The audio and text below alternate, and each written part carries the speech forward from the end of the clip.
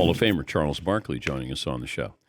I didn't care about basketball. I didn't care about anything else other than sources close to me tell me Charles Barkley is playing great golf. I'm playing great, brother. I'm playing really well, Dan. I'm having a lot of fun. Shout out to my coach, Stan Utley. I'm about a 10 right now, and I am flat out balling, brother. I heard that there was a member at Whisper Rock, and you and your former teammate, Dan Marley, won the member according to my sources. Would you care to comment? Yeah, we won it. Dan played great. I held on my end of the bargain. I got accused of cheating. Oh. Because my official handicap is probably 14. But I'm playing like a 10 right now, Dan. I'm not going to lie. But so with my shots, we ran away with the competition. But I'm probably going to be a 10 in the next month because I'm playing great. And I got to just put in a few more scores. Okay, what changed? You know, I met Stan about 3 or 4 years ago, and, you know, I worked with some of the best teachers in the world. You know, Butch Harmon, Stan, my man Hank Haney.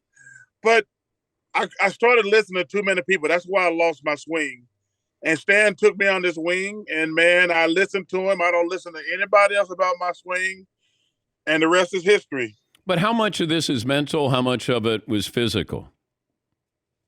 That's a great question. I don't know the answer to that question. But clearly I had some mental issues. I mean, some people say I still got mental issues. So. But, you know, Dan, I just listened to Stan. He's the best teacher I ever worked with as far as simplifying. He tries to make, hey, quit thinking about golf swing. Try to do this. So I think that's the best thing he does. I'm happy for you because I've seen it, and it was painful to watch you. And I always told people you love golf so much that even though and I don't know if you felt embarrassed or not, but I think people felt embarrassed for you when they watched you with that golf swing. Well, I think it was probably humiliating more than anything. I mean, it sucks to play bad golf. Dan, I quit playing golf except for charity for the last 25 years. You know, I played for charity for friends of mine, but when I was a really good player back in the 80s and 90s, I played like 200 days a year. But then for 20 years, I only played for charity because, you know, hey, if you're going to raise money for charity, you can embarrass yourself. But then, but it wasn't fun. No. But now it's fun. All right. Couple of things here. How much did you push for Deion to be Auburn's head football coach? I wanted Deion. First of all, I want to welcome Coach Freeze to the Auburn family. I talked to him when he first got the job, and I'm 100% behind Coach Freeze. But I wanted Deion. I don't call the AD. I don't call the president.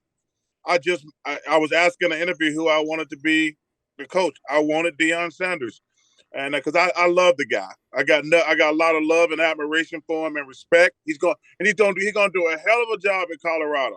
A hell of a job, just like he did at Jackson State. But Auburn went in a different direction. But like I say, I just announced publicly who I wanted. But Coach Freeze is our coach, and I got his back now. Did you reach out to Deion? I've been talking to Deion plenty of times. Yeah. Because I wanted him to know, like, hey, man, consider Auburn. But, hey, like I say, Deion's a great friend of mine. Man, you know, he's one of the few people I've ever been around, Dan. When he's in the room, you know he's in the room. He's one, and the thing is, he ain't never failed at anything in his life. So wherever he went, he was going to be successful. And he's going to put a tremendous spotlight on your program. I mean, when a game day went to Jackson, Mississippi. Yeah.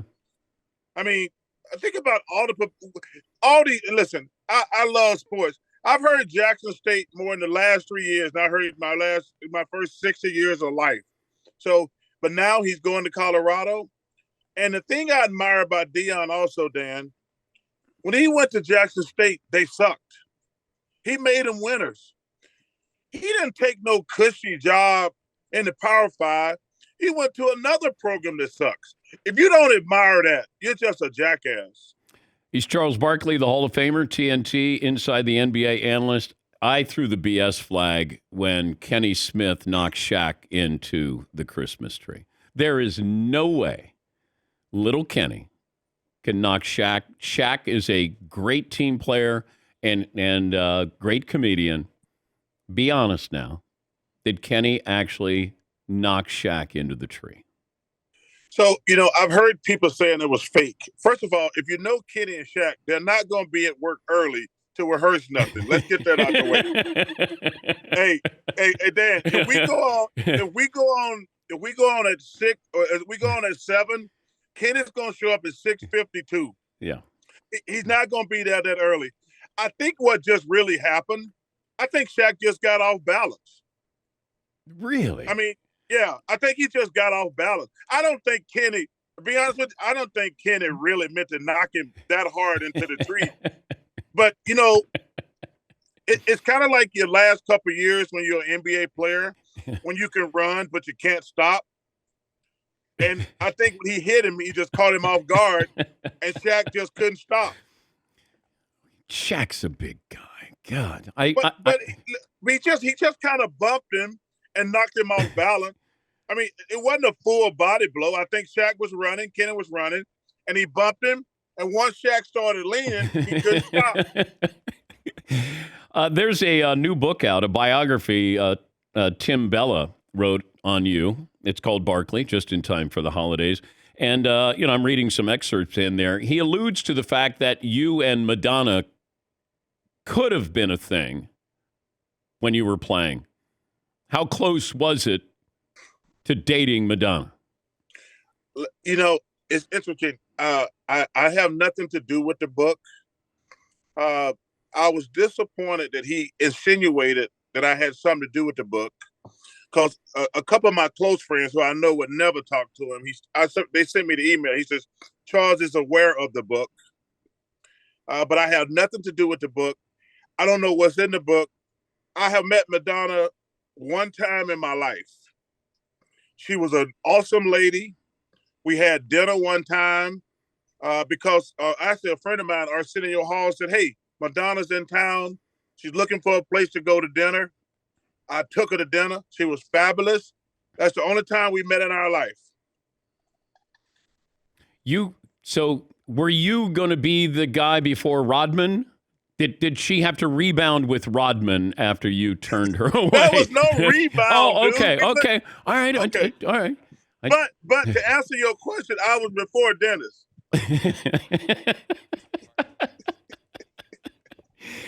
But we went to dinner one time, and that's it. She was awesome, but that's the only time we've ever met.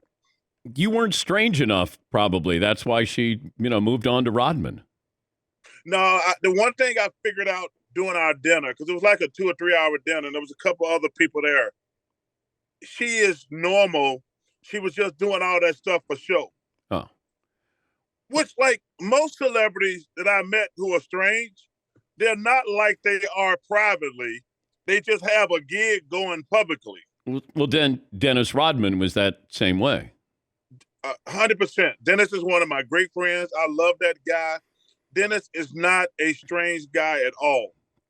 But it's a great show. You think about it. Dennis Rodman was a great defender and a great rebounder. He didn't start making a crap load of money until he started dressing up in dresses and things like wedding dresses. He probably made an extra 10 to 15, because nobody's paying big money to a guy who played defense and rebound, Dan. But when he started dressing up and doing crazy stuff, that's when he became full-blown Dennis Rodman. I mean, think about it. He wasn't full-blown Dennis Rodman when he was with the Detroit Pistons. He was just a heck of a player. And the same thing with the Spurs. When he went to the Bulls and started, remember he got married and wore a wedding dress? Yeah. That's when that thing fully exploded. I saw where you said maybe it's time to blow up the Miami Heat. When do you get to what? Oh, really? You don't think that they can't challenge this year? No, they can't challenge. They're not very good. First of all, Boston and Milwaukee are so far ahead of. Now, the Cavaliers might be the third best team in the Eastern Conference, but the Milwaukee Bucks, the Celtics and the Milwaukee Bucks are so far ahead of any team in the Eastern Conference. That thing is pretty much a wrap to me. Unless somebody make a huge trade, it's going to be Boston and Milwaukee and the Cavaliers going forward. At what point could the Lakers turn this around where you think that they could be a contender? Or given what the roster is, are they going to be a contender this season? Well, like I said, I've said for the last 3, it's all on Anthony Davis. If Anthony Davis plays like he's played the last month, because listen, we all love LeBron. He's 38 years old. It's all about Anthony Davis. You see, they won 8 out of 10 because Anthony Davis. I said about 5 years ago, I said this guy's going to be the best basketball player in the world in the next 5 years. Yeah, and he's had regressed, but the last month he's been other than Jason Tatum and Giannis and Luka, he's been the best player in the world. But he's the guy who's going to be able to make them contenders. And I'm not even sure they're going to be contenders because the Nuggets, the Suns, they're probably the 2 best teams in the West, in my opinion. What about Memphis? I'm not sold on Memphis, to be honest with you. Right. Yeah, I'm not sold on Memphis. But I brought this up the other day. How many players are you'll tune in to watch them? Because, we were talking, people are talking about how Jason Tatum might be the MVP. I said, but he's not a tune-in he's not a tune-in guy. Ja Morant's a tune-in. Dame Lillard, Zion, Luka, Giannis, LeBron, I guess. Hold on, Dan, I want to stop you for a second. I forgot to mention the Pelicans in that group too. Okay. Because if Zion keeps playing like he's playing, they're right there with the Suns and the Nuggets. They might be the 3rd best team, the Pelicans. If Zion can stay healthy, they might be the 3rd best or maybe even the best team. It's all going to depend on Zion's health. Okay. But to answer your question, Jason Tatum, to me, he's taking his game to a whole nother level this year. This ain't the same guy who's played the last couple of years. I think, number one, I think he was probably embarrassed by how the playoffs went.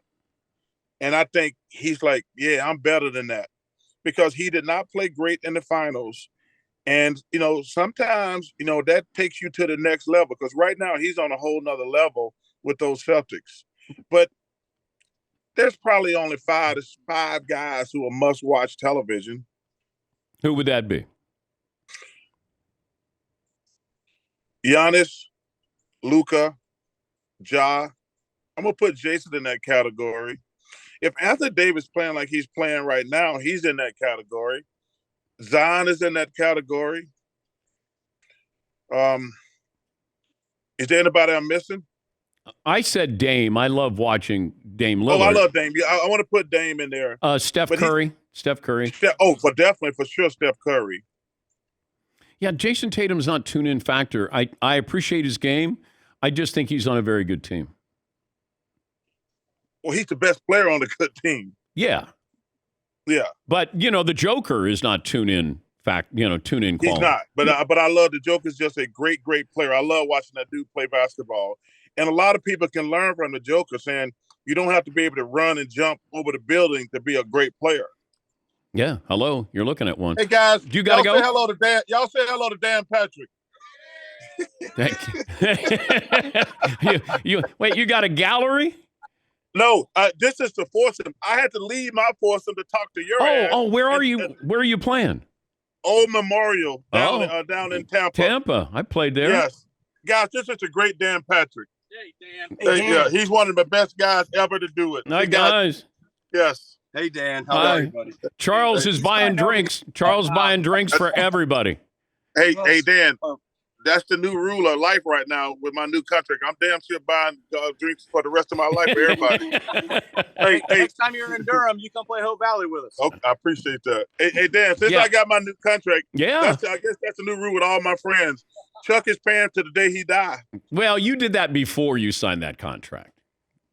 Yeah, now I just can buy more expensive stuff. Yes. Hey, great to talk to you. And I'm really, seriously, I'm very happy. I'm one of the few people that can remember when you played good golf. And we played in Dayton, Ohio, and you shot a 79. And that's why when it all fell apart, I'm like, wow. That was, you asked me earlier, Dan, it was frustrating, humiliating, humbling. It was just awful. But, man, I just want to tell you this, man. You've been a friend for a long time. You're one of the best to ever do it. You're back. You one of the best. You are. Back. Charles is back here, guys. Yeah. Hey, and let me tell you something. To all your fans out there, your listeners, hey, man, y'all have a great Christmas. Have a great Christmas. We will see you in Arizona for the Super Bowl. I told you I'd let you do, which I ain't never did. I told you I ain't never let a camera at my house, ever. We'll do your show from my house one day, from my putting green or my tennis court. You know what we might do is come out there and then bring the camera and do an interview with you, and you could kind of show us around the estate, the compound. How about that? I call it the compound. Yeah, compound there. Yeah, and then you can. We can stay. I told you, if you ever come to Arizona. No, we are. Okay. I'll show you around the Barkley compound. All right. All right, boy. I love you. Buddy. Have a great Christmas. You too, buddy. All right. That's Charles Barkley.